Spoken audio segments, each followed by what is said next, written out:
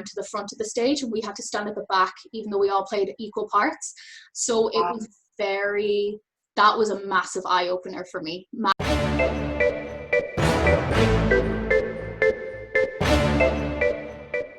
hi everyone, and welcome back to On the Plus Side with Violet Stockhouse. And this is our first ever Zoom meeting. Yay! That's it. And I'm joined today by Alison. Such a privilege to see you today and actually meet you today. Yeah, it's such a pleasure to meet you too. So good. So Alison, you are a musician of all sorts, but you're a singer as well. Singer? What happened to my accent? I think I'm sure I've already started. You're a singer as well. So tell us a bit about your background when it comes to music. How long have you been playing? I mean, you play the piano and the flute and everything, and you sing. How did that come about? Yeah, so I grew up with a very musical family, you know, since I was, for as long as I can remember anyway. I won't say since I was born because I can't remember that, but for as long as I can remember, like mum has been singing, dad has been part of a band, my older brother used to play the violin and the viola, he also plays electrical guitar and the bass guitar, so he plays and piano as well, so I always grew up around a lot of music. So then my mum signed me up for, like, I was singing away and everything when I was younger, didn't really have any training or anything, it was just kind of, you know, a bit of this and a bit of that. Then my mum put me in for flute lessons whenever I was about 8 years old. And by the time I was 12, then I'd finished all my grades in the flute. So that was great, yeah. And you know, I worked hard at it, I really enjoyed it. So I'd done my grade 8 by the time I had turned 13.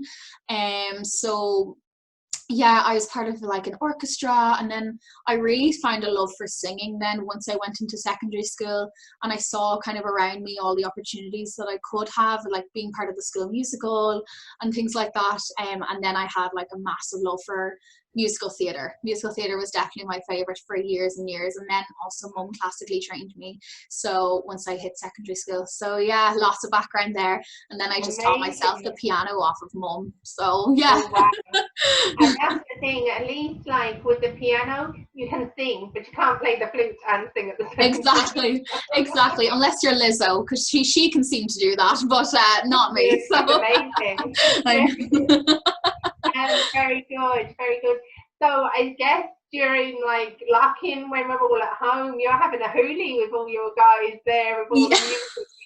Well, you think so, but unfortunately I do have to work from home. It's not unfortunately, I'm actually very fortunate that I am able to work from home with the job that I have, and given the current circumstances, so I am working from home every day, and to be honest, by the time the evening comes, I just want to put my feet up and watch a movie. Like, I do not even want to look at a piano, even though like it is a form of relief in a way, and a bit of a release, I mean, and you know, it does release stress from me, but sometimes I'm just like, oh, I don't even want to move my hands. Like, I just sit back and do nothing, you know. But the odd time we have. Nobody knows how we're meant to be acting. Right? I know. Before all of this happened, your music actually brought you over to America. So do you want to tell us a bit about that? Yeah, so that was a very, very, very exciting opportunity. It was something that I really didn't think I would get, and it was kind of a confirmation for me that, wow, maybe I can do this. So I auditioned for this specific college. I just won't say which one, just because I'm out of it now and everything, and I didn't graduate from it. So I auditioned for it, I got in, and I actually got a scholarship as well, so I didn't have to pay any college fees, thankfully, or very little. I just had to pay then for the, you know, accommodation and the usual. So I was blessed in that way. So I went over, had a ball, it was great. We were putting on like Broadway style shows in these theaters in California. I got to go and teach kindergarten students right up to the 4th grade, you know, singing and dancing and acting and just being with them, and then putting on a show at the end. And we went every Friday to that, and it was just like, it was an experience that I know I will never get to have again in life. So I'm so thankful and blessed that I was able to have that opportunity. So yeah, it was amazing. I loved it. Yeah, it was great. Yes. But I believe in America you had kind of an awakening as to the industry, Oh and yes. it kind of nearly inspired you to start your Instagram, which we'll have a chat about in a minute. Yeah, But can you go into that for us? I can. Yeah. So something that I kind of noticed was just there the industry just isn't overly body positively friendly, I guess we could say, in the sense that, you know, you do see your stars out there and a lot of them have either had some work done or, you know, have paid thousands and thousands and thousands for personal trainers like a year, so that they can get to this like ideal physique of, like, even though it may be curvy, it's still very much on the smaller end of the rail. So, you know, the less than a size 10 at least, you're looking at. And so that was something that I definitely noticed that was kind of brought into college as well.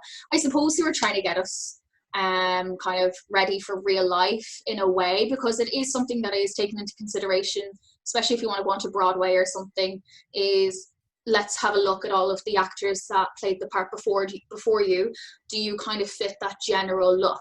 And so if you don't, you don't. But then a lot of actors, you know, especially because a lot of musicals were, you know, written and performed from the 60s onwards. Being an actor back then, you had to be slim, you had to be very fit, you had to be a dancer, all-rounder, just you had to be the bee's knees. And you know, that's obviously not the way it is today, and a lot of musicals are adapting. But anyway, I'm on a tangent. In college, but in college, you know, it was something that I noticed was, even though we were putting on these, you know, musicals, not musicals, these shows, sorry, and it would kind of be a mix and match of all these different musical numbers and popular songs and jazz songs and whatnot. You know, something I specifically remember is that I was never ever front and center for any of my solos. Even when I saw them performed by past students, they were all front and center for them. I just suddenly wasn't. I was kind of put in a corner or put like kind of in the back somewhere, like still slightly raised so that you can kind of still see me, but it was always off the sides, down the back, never, it was just never front and center. And one specific memory I have is of the three of us had to do like a trio song, and it was me and this other girl who have a physique very much like mine, and then another girl who was, you know, blonde, beautiful, skinny, and she's amazing, don't get me wrong, very talented, all of them are, but she was the only one that was allowed like moved massive. And it was at that point that I knew I It just, was for you. Yeah. I suppose, like, we have an image in Ireland, in England, whatever the perception is, that American leads with the body positivity. We kind of feel like, you know, and then when you think about it, you're right, musicals, I can only think of in Hairspray, one stereotype character that was actually passed that way because of her weight. And yeah, and it's so funny that you say that, because I dreamed of being Tracy Turnblad, because she was the only one I knew who wasn't, you know, that like, or skinny, blonde, slim, perfect looking American girl. And then that, I suppose, when you said about actresses, it's true. We are seeing more curvy actresses or that, but they're normally the funny one, you know, Fat Amy, or and they're great, they're brilliant. Yeah. But it is very typecast to the fat girl that makes jokes. 100%. Yeah. I know, and I remember in any musical I ever was in, like, I was either well, albeit I actually played Rizzo in Greece, so that's slightly different. You know, they did give me the opportunity there, which was amazing.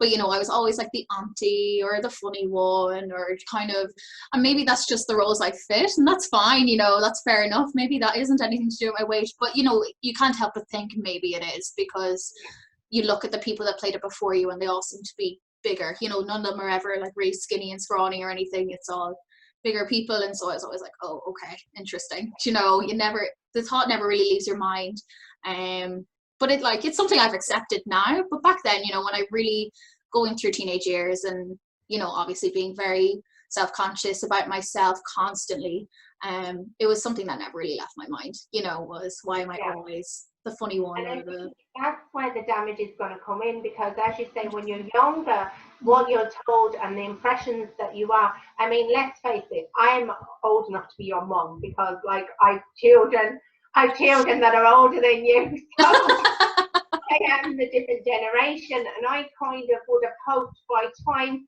your generations come around that this would have changed, but what I'm hearing is the same thing that we have to deal with. But you're trying to tackle this via Instagram. Do you want to tell us a little bit about your Instagram account? Yeah, so it's not even that like I'm mad like if you know this whole blogger, like you know we have Felicity Hayward and people like that from the UK, who's very much like, she was on Channel 4 and she was on that TV show where they paint the bodies and things like that. It's like a competition, and she was one of the models that they used to paint on. Now she would be a plus size model, and she is very much all about body positivity, and it's something that really doesn't affect her at all, is you know hateful comments and things like that, well, or so she portrays. But my Instagram would really I just kind of post like videos on my story of me, you know, going to the gym and working out, because it just to show that it is normal to look like me and still go to the gym and it's still okay, and that people aren't actually looking at you. And it actually took me I had to record myself in the gym from a distance, because I always thought in my head, oh, everybody's looking at me while I'm working out. This is awful. Everyone here is big and buff or really skinny and, you know, knows what they're doing. I have no clue. And not a single person was looking at me. And it actually took me recording myself to see it's all in the head, totally.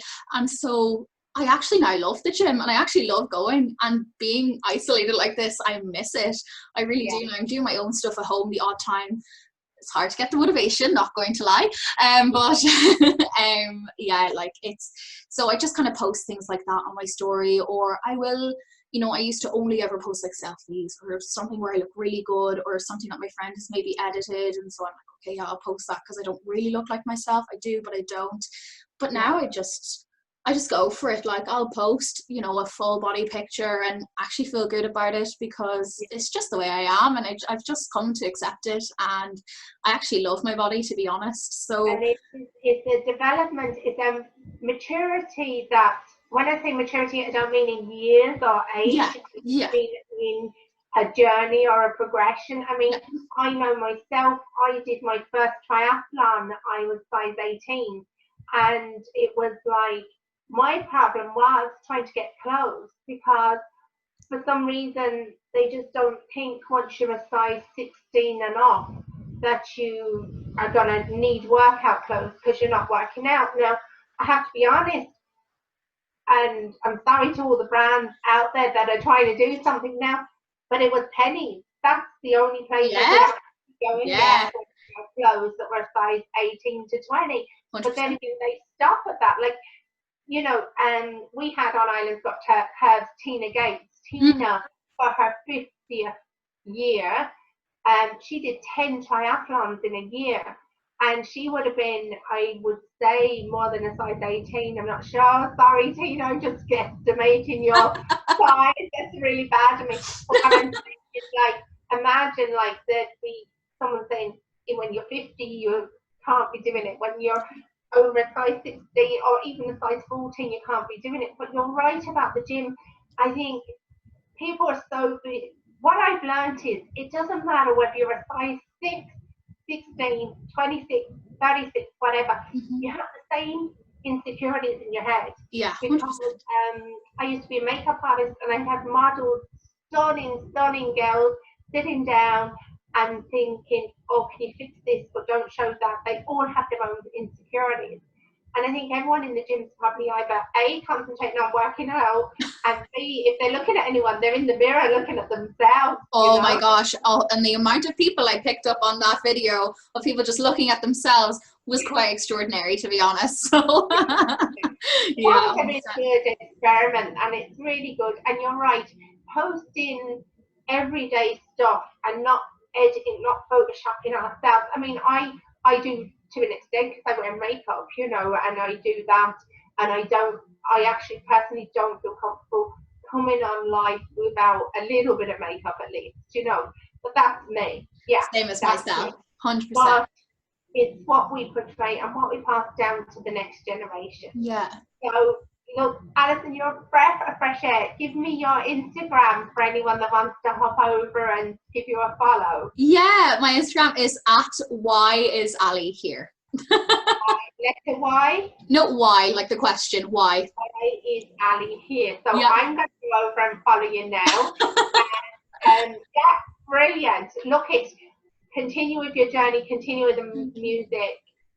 Let's break the ice, let's break the mold. That's it. Exactly. Perfect. Thank you so much, Sharon, for having me. Thanks so much. Thank you. We will see you next Wednesday at 8 p.m. on the Plusside. We'll see you then.